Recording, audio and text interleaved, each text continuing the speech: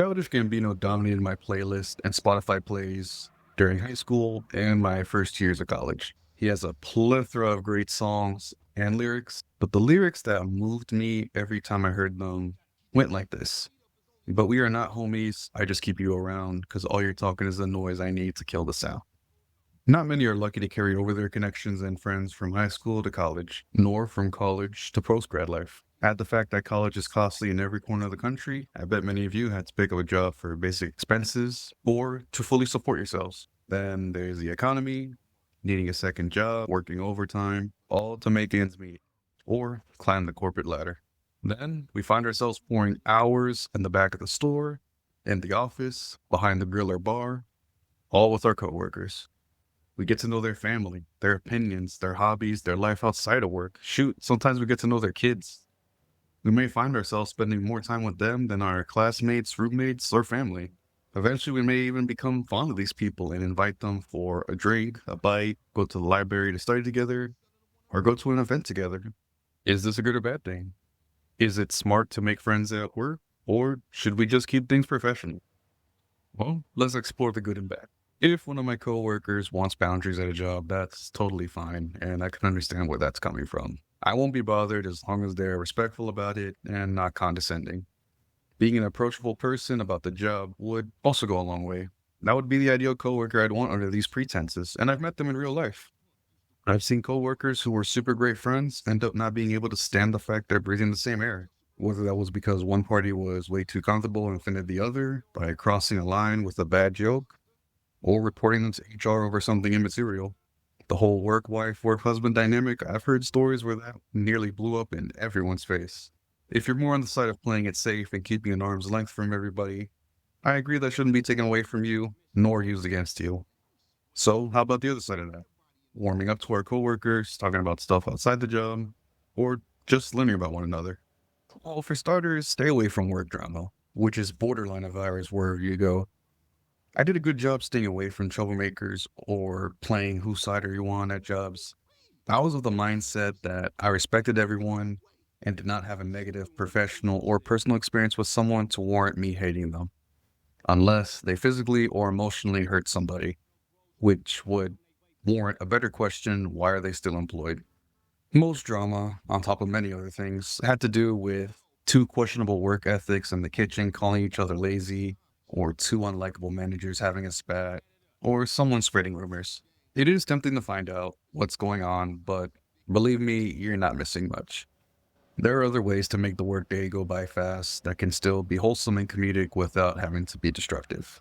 Another big thing I always tried to avoid was oversharing my personal life at work.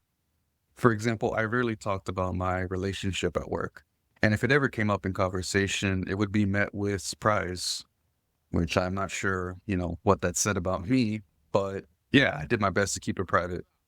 You never know if and when someone may turn around and use your personal matters against you, or spread it like wildfire to the entire department floor or an entire metroplex. So that's most of the bad and ugly out of the way. But what's the good? How did I make great friends after moving on from jobs? It was really simple, small stuff. Jokes, hobbies, casual conversations. For example, during slow times, we'd talk about something funny a customer did or said, banter with each other, TV shows, or talk about school. Sometimes we just blurt out, hey, do you watch or do, insert a topic. And the conversation just takes off. No pressure, no oversharing, just consistency and mutual respect over time. Someone who's a great example of that is my good friend Ruffian. He's also trying to break into the YouTube social commentary space. Check his stuff out. He's working hard this summer to get some stuff going. We met back in 2022 and we're coworkers for about a year and a half. Flash forward and we've become great friends outside of work. I'm happy to say he's had my back many times when things haven't gone my way. All starting from bantering at work, talking about Breaking Bad or The Boys, the gym, and current events. Another friend I made after moving on from a job is a good buddy of mine. Let's call him Omar. He gave off the same vibe of working hard, having a sense of humor, wasn't overly sensitive, and open-minded. He also had some awesome Jordans he used to pull up to work in, so he wasn't afraid to be himself either. When it comes down to not just these guys, but all my friends I made from old jobs, while what we talked about was great, it was the cues and behaviors that made me realize these guys are great people to have in my circle. Genuinely interested in what you have to say, reaching out to one another is mutual, inviting, never judgmental, and trustworthy on the job and in conversation. If something personal comes up, we just keep it between ourselves, even if it's nothing, too crazy. However, not every friendship at work will work out, and that's okay. I've been burned before by a dude at a job who genuinely, when they weren't being condescending, were good to be around and I thought was a friend. However, the way they were coming after me and trying to embarrass me in front of the team led me to realize this was not a good contact to keep once either he or I left this place. I love banter as much as the next guy, but we all know when it's crossing lines and just not banter anymore. I just avoided the guy after a while, and eventually he left, and I moved on from it and forgot about it. I wasn't the only one with the issue. It was a team-wide thing, so at least my team had my back about it. You're right, and we're coming up to my conclusion and sign off, but I almost forgot about being buddy-buddy with managers. I've never had an issue with managers in the past. I've had many great show managers who just cared about the job being done, no one making any problems, and everything else after that, we could have that. However, I never confused their friendliness to mean I could disobey or that I was off the hook when I didn't want to clean the back, file paperwork, or whatever. I still held that respect that they were the boss. Sometimes people forgot about the hierarchy and either were burned badly or became a target of favoritism. So just keep that in mind when it comes to chill managers or even strict ones who happen to like you.